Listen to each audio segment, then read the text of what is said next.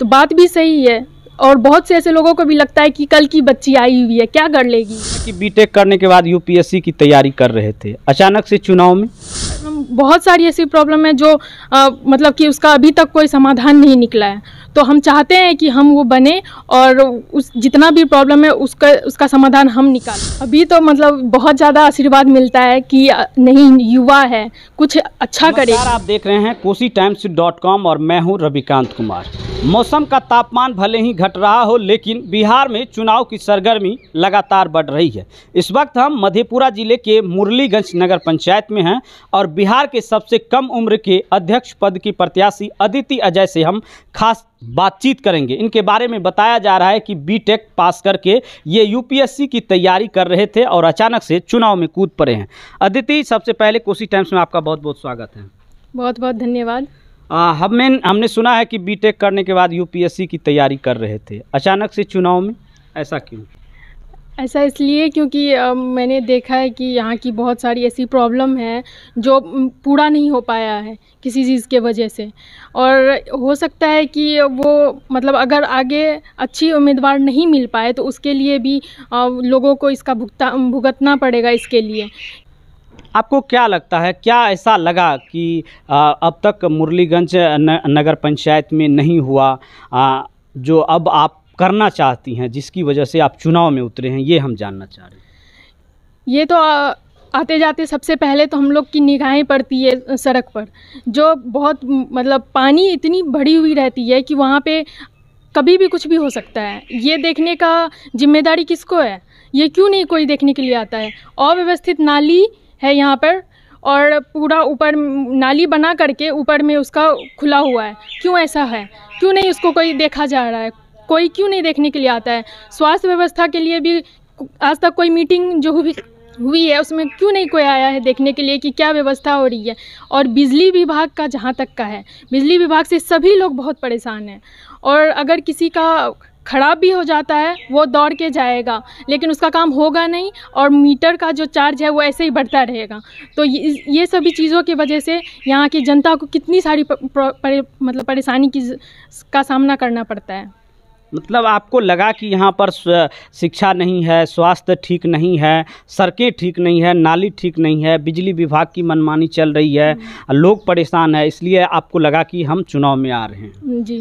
तो आपको लग रहा है कि जो समस्या आपने कहा, अगर आपको मौका मिलता है तो ये कर पाएंगे? हाँ ज़रूर, क्योंकि अगर हम लोग किसी का प्रॉब्लम नहीं समझते, उसके फीलिंग्स के साथ हम लोग नहीं जुड़ेंगे, उसके बीच नहीं जाएंगे, तो उसके प्रॉब्लम को हम लोग कैसे समझेंगे? हमने देखा है कि मतलब कहीं गए हैं घूमने के लिए, किसी को फुर्सत नहीं है कि जनता के बीच जाए, उसके प्रॉब्लम को समझे। हम गए, वहाँ की प्रॉब्लम, बहुत सारी ऐसी प्रॉब्लम है जो मतलब कि उसका अभी तक कोई समाधान नहीं निकला है। तो हम चाहते हैं कि हम वो बने और उस जितना भी प्रॉब्लम है उसका समाधान हम निकालें। आप पर एक आरोप ये भी लोगों के द्वारा लगाया जाता है, खास करके विरोधियों के द्वारा, कि आपकी माँ यहाँ से पार्षद रही है, तो माँ कितना सक्सेस हुई वार्ड के कामों में, कितना काम कर पाई है? जितना वार्ड पार्षद का जितना पावर होता है उस सारा पावर लगाया गया, और उससे भी ऊपर जो भी होते हैं उसको भी लगाना चाहिए, क्योंकि बहुत से ऐसे काम होते हैं जो कि वार्ड पार्षद में रह कर के नहीं पूरा हो पाता है। किसी का अगर कुछ है प्रॉब्लम तो वार्ड पार्षद में पूरा नहीं होगा, वो मेरे से जो ऊपर मतलब वार्ड पार्षद जो ऊपर होता है उसके लिए वो काम होता है, और वो इसे मतलब समझते नहीं हैं। तो जिसके वजह से लगता है जनता को कि वो जो है हम लोग के वजह से, यानी वार्ड पार्षद जो है उसके वजह से नहीं हो पा रहा है, वो नहीं करना चाह रहे, वो ध्यान नहीं दे पा रहे हैं। तो ये, जबकि ये हकीकत नहीं है। हाँ, जबकि ये एकदम भी हकीकत नहीं है।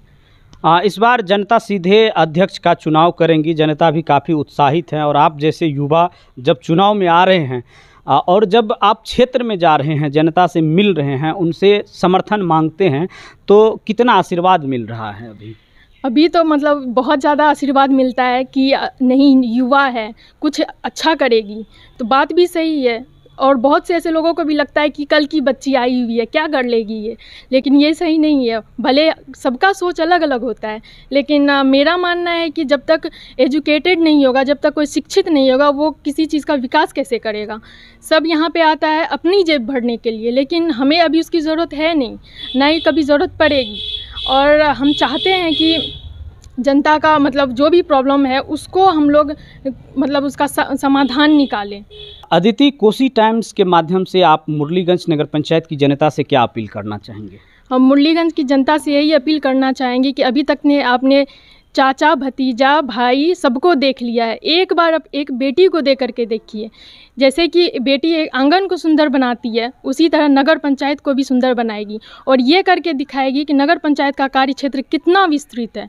बहुत शुक्रिया। तो अभी अदिति हमसे बातचीत कर रही थी। बिहार के सबसे कम उम्र की नगर अध्यक्ष की प्रत्याशी है। इन्होंने मधेपुरा जिले के मुरलीगंज नगर पंचायत से अपना नामांकन दाखिल किया है और चुनावी समर में कूद चुकी है। बाकी आप अदिति के बारे में और इस वीडियो के बारे में क्या सोचते हैं, कमेंट बॉक्स में अपनी राय जरूर दीजिए। तब तक देखते रहिए KosiTimes.com। फिलहाल रविकांत को दीजिए इजाज़त।